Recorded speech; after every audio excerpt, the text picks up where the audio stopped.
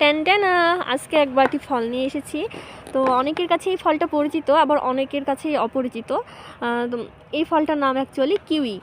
তো কিউই আমাদের বাংলাদেশে উৎপন্ন হয় না, তাই আমরা অনেকেই চিনি না। তো আজকে আমি এই একটা কিউই আমি কেটে দেখাবো, আর এর টেস্ট কীরকম এটাও বলবো, সেই সাথে আমাদের শরীরের জন্য কী কী উপকারী সেটাও বলবো।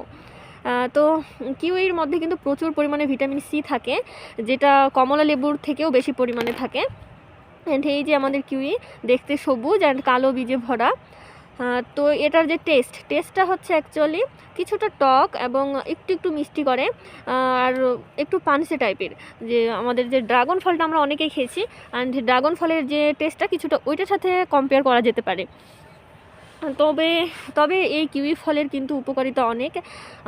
ভিটামিন কে থাকে, ভিটামিন ই থাকে, অ্যান্ড অ্যান্টিঅক্সিডেন্ট থাকে, যেগুলো আমাদের শরীরের রোগ প্রতিরোধের জন্য খুবই ভালো। তো আমরা কিউই এভাবে ছিলেও খেতে পারি বা ওভাবে কেটেও খেতে পারি।